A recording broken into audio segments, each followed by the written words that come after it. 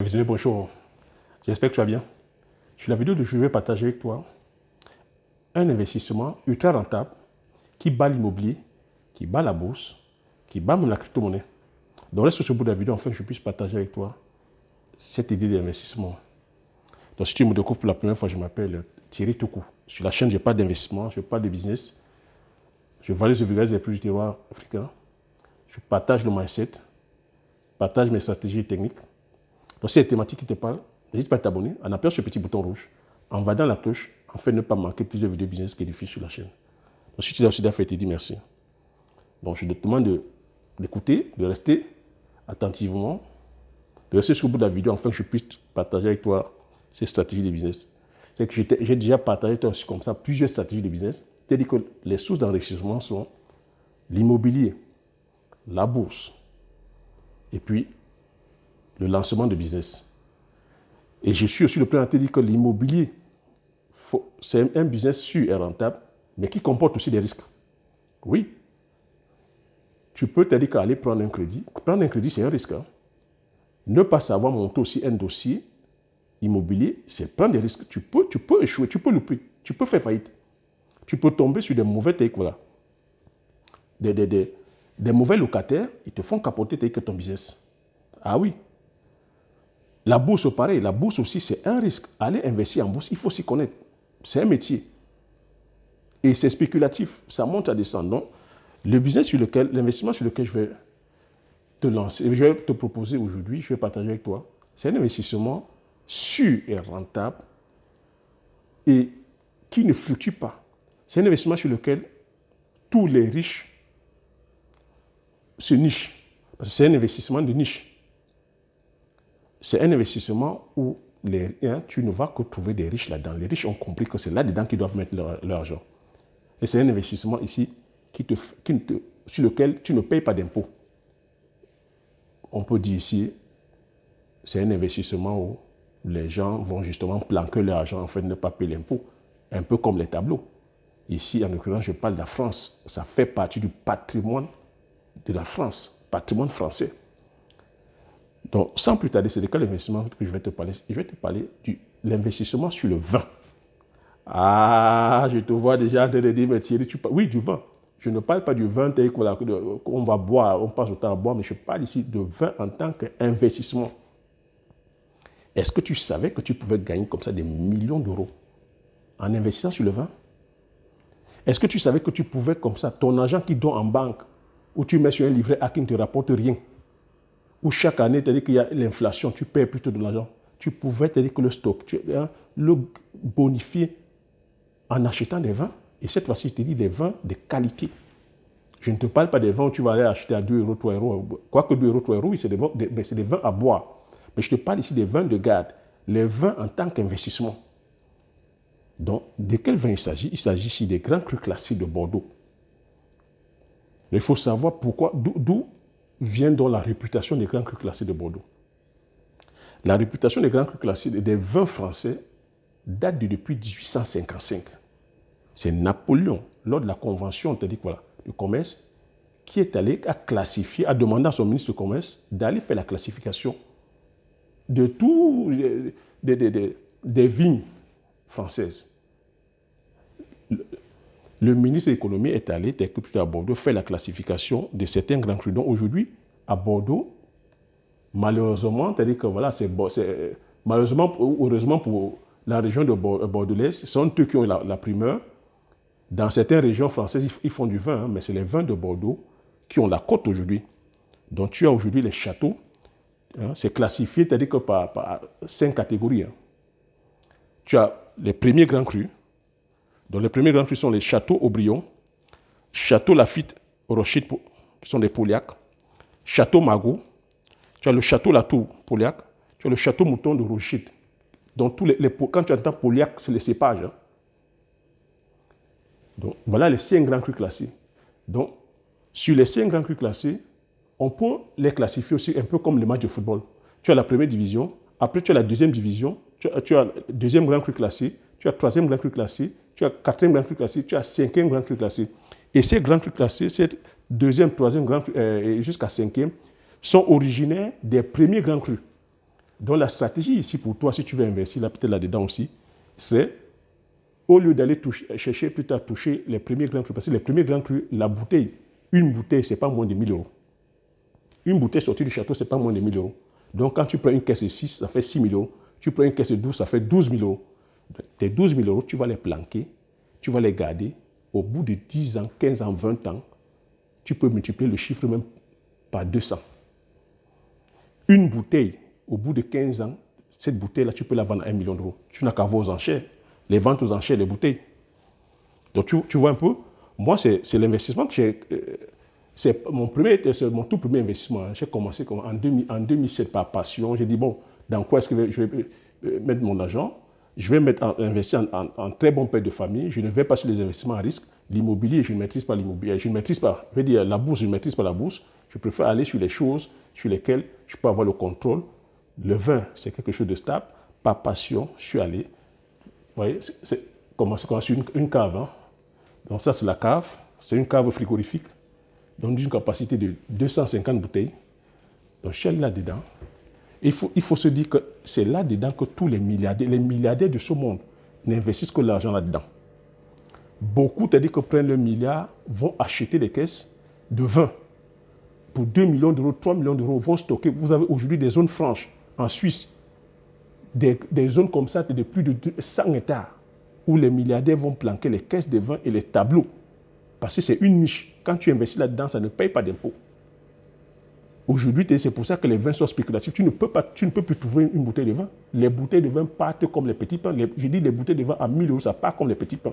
Parce que tous les milliardaires vont planquer l'argent dedans. Vous avez dit que l'argent ne doit pas dormir en banque. L'argent se doit d'être investi. Donc les milliardaires ont compris que leur argent, les riches ont compris que leur argent, ils ne laissent pas coucher leur argent en banque. Ils investissent leur argent. Et pour pouvoir défiscaliser encore plus, ils vont acheter les vins. La France a cet avantage que c'est leur patrimoine national. Ils ont mis cet avantage dessus que l'impôt, tu ne payes pas. C'est aussi un levier pour inciter les gens à acheter, à consommer, à valoriser leur terroir. Donc voilà sur quoi moi j'ai investi. Hein. J'ai investi sur... Je te laisse regarder. Ça c'est Château Pape Clément, ça c'est le deuxième cru, 2005. Donc quand tu achètes aussi un vin, c'est l'étiquetage, tu regardes. 2005, c'est le millésime, c'est l'année sur laquelle le raisin a été produit en 2005. Donc c'est un très bon millésime. En 2005, la météo était très bonne, hein, il y avait le soleil. Donc tous les vins de 2007, tous les grands crus classés de 2005, c'est de très bons millésimes. Tu as 2005, 2006, 2010, c'est de très bons millésimes. 2004, c'est de très bons millésimes. Il avait fait très chaud, le soleil était de qualité. Donc je te laisse aussi, tu regardes le nom et le petit jeu qu'on va faire. Dès que tu regardes le nom, tu vas sur Internet, tu me donnes le prix. Tu mets le prix sur le commentaire.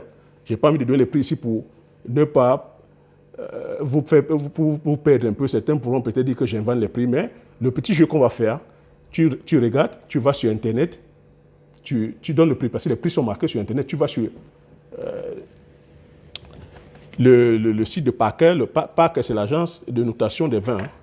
Les prix sont là. Tu tapes Grand Cru classé, tu regardes. Ça, c'est Château Montrose. Château Montrose, millésime 2004.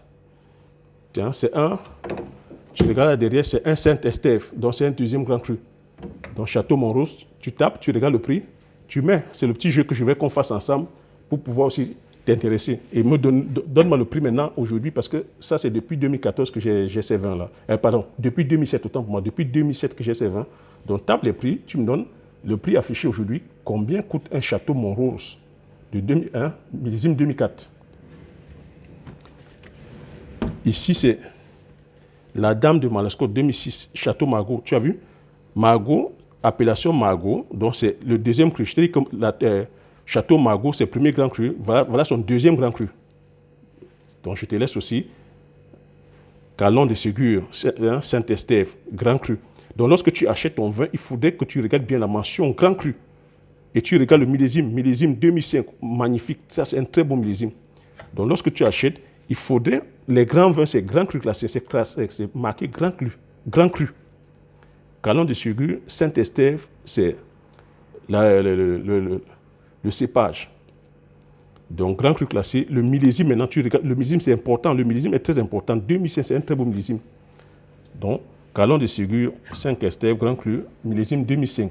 Donc, Tu regardes aussi sur Internet, tu me mets le prix, c'est ce petit jeu qu'on va faire. Parce que si on donne les prix ici, il ne faudrait pas dire, ah non Thierry, tiens, tu vois, millésime 2006 aussi, c'est Château Bechevel de Saint-Julien. Tu vois, grand vin. Tu vois, ça, c'est des très grands vins, les gars. Donc, tu vois que c'est là-dedans que moi j'ai investi. Donc là, maintenant, là c'est les vins de Bordeaux. Hein. Petite astuce aussi. Ça, c'est Virginie de Pilet, Corton, Grand Cru. Ça, c'est les vins de Bourgogne.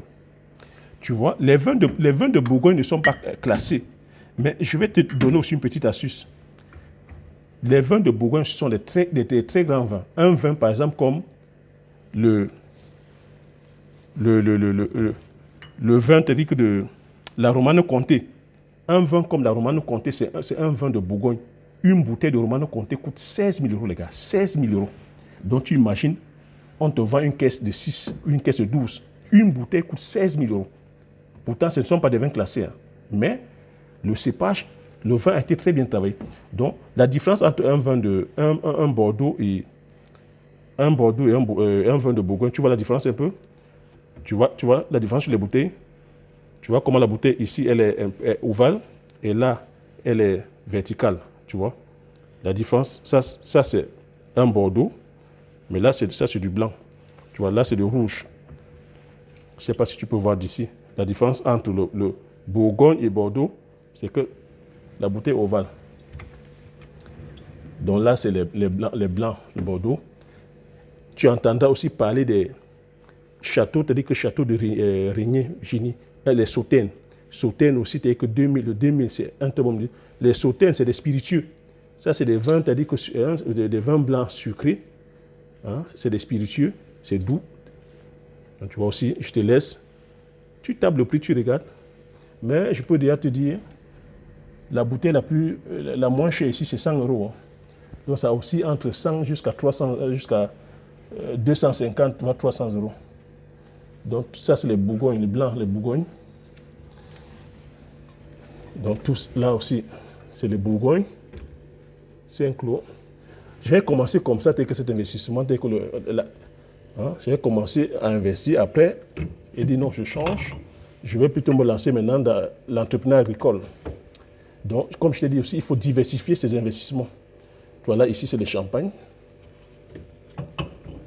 Je vais te montrer un peu. Nous, on ne fait pas le boucan, mais quand je dois me faire plaisir, tu as vu ce champagne-là? Tu vois de quoi on parle, là? Tu as entendu parler du champagne de cristal? Ta possibilité que tu vois, cristal, c'est pas moins de 300 euros, ce champagne-là.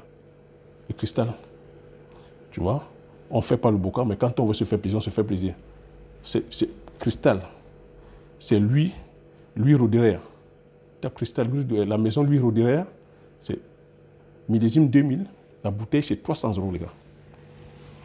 Voilà. On ne fait pas le boucan. Hein. On va pas au quartier. Lorsqu'on va au pays, on ne va pas farouter. Hein. Mais moi, j'aime recevoir. Quand je reçois, c'est-à-dire que je mets mes invités bien. Là, c'est le champagne aussi. C'est champagne demoiselle. Champagne demoiselle. Tape le prix, tu verras. C'est des investissements. Quand je reçois mes invités, je les mets bien, les gars. Donc, quand je suis à la maison, je te dis ici, c'est les tubes de collection. Hein. C'est les tubes de collection. Tu as vu? Mouette et Chandon. Champagne, Mouette et Chandon. Voilà. Donc, ce qu'il faut savoir, c'est que lorsque tu te lances là-dedans, il faut savoir que tu te lances, c'est la collection. Il ne faut pas rentrer là-dedans que tu bois. Les vins à boire, je les classe là. Tout ce qui est ici, là comme vin, c'est les vins de collection. Donc, tu le fais aussi, c'est pas passion. Hein. Il ne faut pas commencer à faire et tout de suite te retrouver toi-même en train de boire, de vider la cave. Je t'ai dit que la cave, je l'ai, ça fait 14 ans. J'ai commencé depuis 2007. Depuis 2007, tu vois, c'est là. Donc, c'est un truc que tu commences avec passion, c'est un investissement. Et il faut se dire que plus le temps passe, plus les vins se bonifient, plus ça prend en valeur. Et moi, quand je fais ça, c'est une assurance vie. Je dis, je laisse ça, ce sont mes enfants qui vont bénéficier aussi. C'est comme c'est là-dedans. Tu vois, une bouteille, en cas de coup dur, tu peux aller prendre 2 ou 3 bouteilles, ce n'est pas moins de 2 000 euros. Tu vas aujourd'hui chez n'importe quel primeur. Tu vas même à la mairie de Paris, ils ont comme ça un service où tu viens, tu déposes 2 bouteilles, tu as 2 000 €. Tu es bloqué là, je suis bloqué là un peu, là, j'ai besoin de liquidité. Je prends 2 ou 3 bouteilles, ce n'est pas moins de 2 000 €. Donc c'est à ça que ça sert. Tu peux aussi faire ça aussi. Tu laisses, c'est une assurance vie pour les enfants. Tu n'es pas là demain, c'est les enfants. Donc je disais aussi qu'il y a une belle histoire comme ça. Il y a un monsieur qui a commencé à faire sa collection. Ici, ça ne demande pas. Oui, aujourd'hui, que les milliardaires sont venus faire monter la spéculation. Et même qu'aujourd'hui, même quand tu as de l'argent, tu vas au château, on te refuse. Hein. Il y a une liste des personnes qu'on sert, parce que des personnes fidèles. Il y a un Français qui a aujourd'hui la cave la plus riche au monde. On a fait un reportage sur lui. Il a commencé il y a plus de 40 ans, lorsque les vins n'étaient pas connus.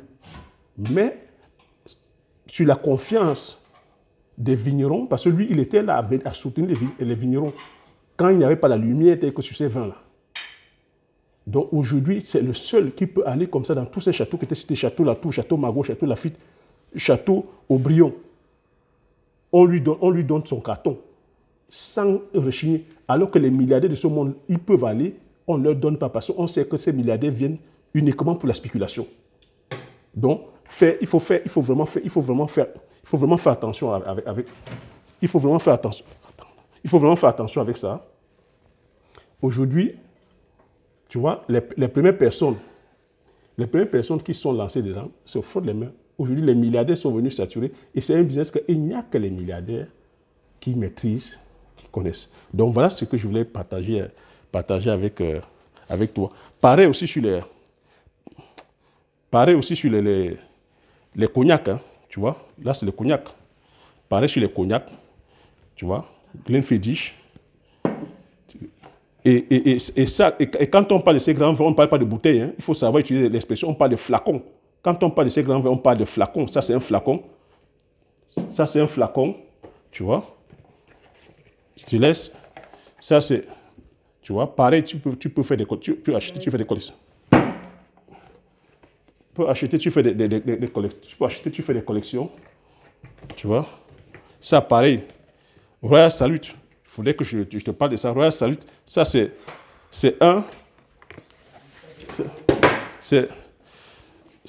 un cognac. C'est le cognac à l'emblème de la reine Elisabeth. 21 ans, affiné depuis 21 ans. L'emblème, la reine Elisabeth. Hein.